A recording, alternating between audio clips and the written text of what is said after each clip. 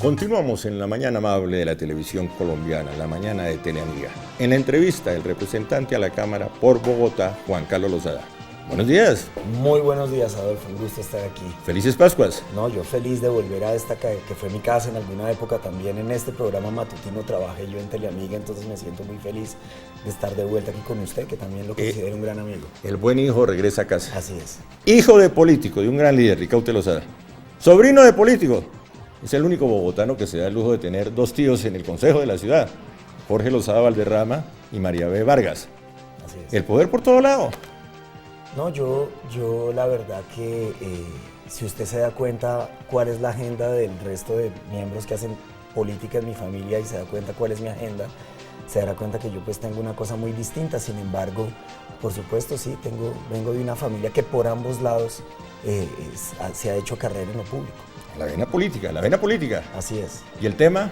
Animalista, ¿cómo lo presento? Ecologista, ambientalista, etcétera, etcétera. Todas esas cosas al tiempo. Sin embargo, fíjese que desgraciadamente muchas veces dentro de la lucha ambientalista el tema de los animales queda rezagado. Por eso el movimiento animalista es un movimiento que está, digamos, de una manera aparte de los movimientos ambientalistas, si bien tiene pues mucho que ver y se interconectan esas dos luchas de muchas maneras. La lucha animalista es una lucha específica por los derechos de los animales. Y pues en el proyecto de ley que nosotros presentamos se habla solo y exclusivamente de los animales. El proyecto que está circulando en este momento en el Congreso. Así es, la ley 087. Para frenar el maltrato animal. Así es. ¿Qué nos pasa en Colombia? Pues mire, la violencia que nosotros vivimos en contra de los animales hace parte de las formas de violencia constitucionarias de nuestra sociedad. Dice que Mahatma Gandhi decía que uno puede medir la evolución moral de un pueblo por la manera en que trata a sus animales. Y por lo tanto, estas escenas de barbarie que tenemos que ver en este país, fíjese, nomás estamos apenas arrancando abril y a esta fecha ya nos tocó ver el tema del toro de Turbaco, nos tocó ver al caballo descuartizado en una corraleja en plena vía pública, nos tocó ver al señor Juan Sebastián Toro pegarle un tiro al perro Príncipe. El fin de semana anterior, por la riña de dos vecinas en la colina campestre en Bogotá, una de ellas también mató al perro de su vecina. Y así sucesivamente los casos son innumerables de violencia en contra de los animales, y eso simplemente es porque vivimos en una sociedad violenta. Por eso cuando a mí me dicen que si el tema animalista no es un tema tan relevante en un país tan violento como Colombia, digo, es de toda la relevancia en un país tan violento como Colombia, porque es que, Adolfo, el contrario de la guerra no es la firma del acuerdo en La Habana, sino es la construcción de una sociedad libre de violencia. Eso es lo que quiere decir la paz en realidad. Y entonces un país que está en una vía de construcción de paz tiene que salir de todas las formas de violencia y no de unas formas de violencia y legitimar otras formas de violencia. Por eso para nosotros es tan importante esta lucha por la no violencia en contra de todas las especies y todos los seres que nos... Pero lo del maltrato animal no es nuevo. Por supuesto que no.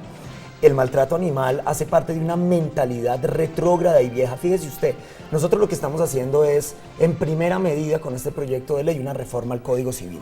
Porque en el Código Civil colombiano los animales son considerados cosas, simples bienes muebles, como fueron considerados desde 1804 en el Código Napoleónico, en el primer Code Civil francés. Los franceses acaban hace apenas 2 meses de reformar el Código Civil y declarar la sintiencia de los animales en ese código, o sea, haciendo una distinción entre los objetos, los bienes muebles, entre un televisor, un celular, un esfero o un computador, y los animales que tienen sintiencia, que son seres que tienen la posibilidad de sentir dolor, que sienten emociones. Cualquiera que tenga un perro en su casa sabe perfectamente que los animales tienen sentimientos. Por lo tanto, ese es uno de los primeros grandes avances que se haría con este proyecto. ¿El maltrato animal es la antesala a la violencia social que se vive en este momento el mundo o es consecuencia de la violencia social? Va en ambas vías. Fíjese usted que la gente que ya ha experimentado la violencia con los seres humanos no tiene ningún problema de hacerlo también con animales, pero funciona también al revés. Los estudios del FBI en Estados Unidos demuestran que el 80% de los asesinos en serie en ese país, antes de cometer crímenes en contra de seres humanos, ya habían experimentado alguna forma de tortura en animales, contra los animales. Por lo tanto, esas violencias están totalmente correlacionadas. Y hace poco una organización que lucha contra el maltrato en Estados Unidos, no contra el maltrato animal, sino contra el maltrato en general, hizo un estudio muy interesante de cómo se relaciona los crímenes de agresión sexual en contra de niños con prácticas de zoofilia o prácticas sexuales con animales. Esas dos cosas también están interconectadas. Aquel que es capaz de hacer ese tipo de actos, sean de violencia sexual o de cualquier tipo de maltrato en contra de los animales, pronto mutará esa violencia hacia los seres humanos también. Hoy la norma señala que por maltratar a un animal,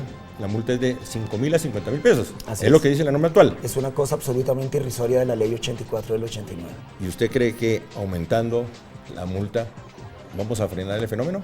Pues yo creo que sí, precisamente por eso en nuestro proyecto de ley pasamos de 50.000 pesos como máxima multa a de 5 a 60 salarios mínimos legales vigentes. Eso lo tendrá que establecer el juez según los hechos del caso. Pero usted se ha dado cuenta, Adolfo, cómo, por ejemplo, el número de personas que manejan en estado de alicoramiento, de embriaguez, ha descendido en Colombia desde que las multas aumentaron, porque a la gente le duele el bolsillo. Y cuando le duele el bolsillo dice, no, un momentico, pero es que ahora esto sí tiene unas consecuencias, y tiene unas consecuencias muy graves, porque ahora ¿cuánto voy a tener que pagar? A lo mejor mi capital se va a ir en un error ridículo de tomar el volante para conducir. Lo mismo va a pasar con el maltrato animal. Hay unas multas pecuniarias muy altas que nosotros esperamos sean disuasivas para aquellas personas que maltratan a los animales. Mire, yo le pongo un caso muy sencillo.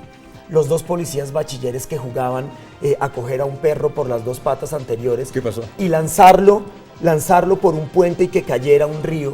El perro cayó, se fracturó en varias partes y murió ahogado. Eso que a ellos les parecía muy chistoso, que les parecía un juego, hoy en día ya no es un juego, porque además en nuestro proyecto de ley, cuando el maltrato es provocado por un funcionario público, ese es uno de los agravantes de nuestra ley. Por lo tanto, ese ya no es un chiste para ninguna persona. ¿No incluye en el proyecto las corridas de toros? Nosotros decidimos dejar por fuera el tema taurino de este proyecto de ley. Y lo decidimos, le voy a explicar por qué, Adolfo, lo decidimos dentro de una estrategia. En el Congreso de la República, según el Observatorio Animalista de la Universidad Javeriana, se han presentado en los últimos 10-15 años 18 proyectos de ley en beneficio de los animales, de los cuales solo uno se convirtió en ley de la República, la ley de circos. Entonces, cuando uno se da cuenta cuál ha sido la razón por la cual en el Congreso el tema de los animales no ha tenido, digamos, buen recibo, es precisamente porque hay un enorme lobby taurino que se ha encargado de hundir todos los proyectos en los cuales los animales se ven beneficiados. Por eso nosotros decidimos decirle a quienes en el Congreso defienden la tauromaquia, decirles, mire, pongámonos de acuerdo en lo que nos podemos poner de acuerdo. Colombia es el segundo país más rico en fauna del mundo, por lo tanto, es un sinnúmero de animales los que debemos proteger. Pongámonos de acuerdo en esos animales y después demos el debate taurino o el debate del coleo o el debate de las peleas de gallos o el debate de las corralejas por aparte. De eso que algunos llaman cultura, dejémoslo de lado y demos ese debate de manera específica. Nosotros ya tenemos listo un proyecto de ley para erradicar, para que se acaben en este país esos espectáculos que dicen ser cultura, pero que en realidad son una apología a la violencia. No lo veo de ninguna otra manera, pero defendamos a la mayor cantidad de animales posibles. No hay una doble moral de la sociedad. Se critica las corridas de toros. ¿Y qué se dice sobre, por ejemplo, lo que pasa en un matadero? No, por supuesto. ¿No hay una doble moral de la sociedad? No, digamos, yo lo que creo es que... No hay un maltrato, excúseme que lo interrumpa, cuando una persona coge en su casa y para matar la gallina, ¿no hay una doble moral? Mire, afortunadamente yo soy el primer congresista vegetariano de la historia de este país. Ah, sí, pero usted... No ha existido otro. Sí. Sin embargo, fíjese, yo he repetido esto innumerable cantidad de veces. No se necesita ser ni vegetariano ni vegano para defender a los animales, porque esto se trata de una ampliación de la conciencia. Sí, pero la de nuestro respuesta país. al caso concreto. No, al caso concreto es, por supuesto que hay unas contradicciones, pero esas contradicciones son, digamos, yo no pretendo que mañana este país se vuelva vegetariano y se deje de matar a los animales. Ojalá cada vez haya más vegetarianos. Somos la población más creciente de este país, los vegetarianos. Ya somos, mire, hace 10 años había 5 restaurantes vegetarianos en Bogotá. Ajá. Hoy en día hay más de 250. Pero me le está sacando el cuerpo a la respuesta, me está sacando el cuerpo a la respuesta. Esta sociedad está en evolución con respecto al tema de los animales, está en evolución y por supuesto que obviamente uno pelea por los 6 toros de la plaza, pero hay gente que se come un bife de chorizo más grande que su mano. Entonces, eso es una lucha que se tiene que ir dando paso a paso y la ampliación moral de este país con respecto al maltrato animal va a ir creciendo. ¿No hay maltrato animal que tener un acuario en la casa? Sacar de su hábitat natural a un pez. No hay maltrato animal a tener 4 perritos en un apartamento de 90 metros cuadrados. Así es, y por eso para nosotros el tema de la tenencia responsable de animales constituye maltrato animal. Cuando no se cumplen con los mínimos requerimientos de tenencia responsable, eso ya entra dentro del tipo penal que estamos creando de maltrato animal. Por lo tanto, quienes creen que pueden tener, por ejemplo, 15 perros dentro de un apartamento, cosas de esas se han visto. ¿Cuál es la tenencia responsable? Ahí no hay ningún tipo de tenencia responsable. ¿Cómo es la tenencia responsable? Entonces, la tenencia responsable es, mire, que los perros puedan expresar su naturaleza de manera libre, que los animales en general puedan expresar su naturaleza. ¿Y puede expresar de manera libre en un apartamento? Por supuesto que no. Hay tipos de animales que pueden estar dentro de ciertos espacios, otros que no. Un gran danés en un espacio de 50 metros cuadrados, pues evidentemente es complicado, pero un fresh poodle pues seguramente va a ser más apto para ese tipo de Los espacios. zorreros, lo que se llama en la costa carro de mulas, todo esto.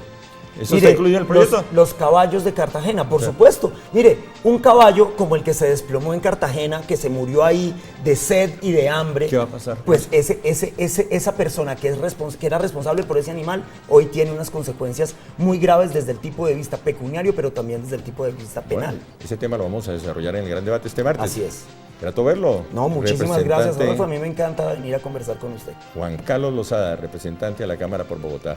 Muchísimas gracias y un saludo para todos los toda la audiencia de Teleamiga. ¿Cómo dejo el titular? ¿El hombre que defiende a los animales en el Congreso? Así es. Muy bien. Me gusta ese título, muchas gracias. Feliz día. Lo mismo. Ya continuamos en la mañana amable de Teleamiga después del corte.